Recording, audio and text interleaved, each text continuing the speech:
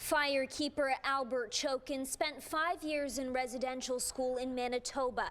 The only reason he survived, he says, is because he ran away.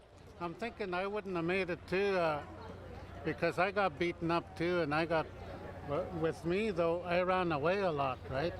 That's how I got away.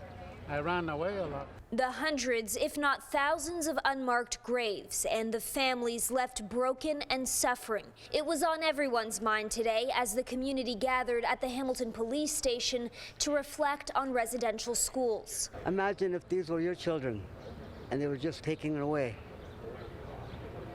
Taken away, some of them, and never seen again. Faces of the children who suffered and the grief and pain left behind. The Legacy of Hope exhibit is about shining a light on this chapter of Canadian history. Better understand the impacts of our words, our actions, and making sure that we can learn and do better moving forward.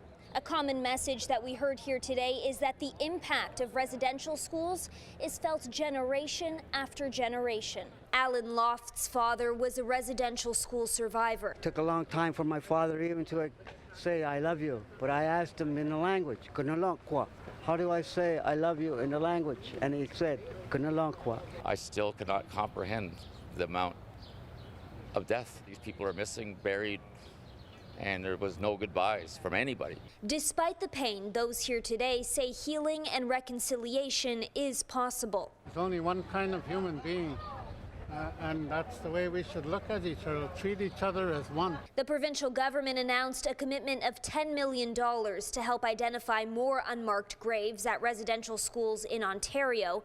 But as of right now, representatives from the former Brantford residential school say there are no planned searches for that site just yet. Kelly Botelho, CHCH News.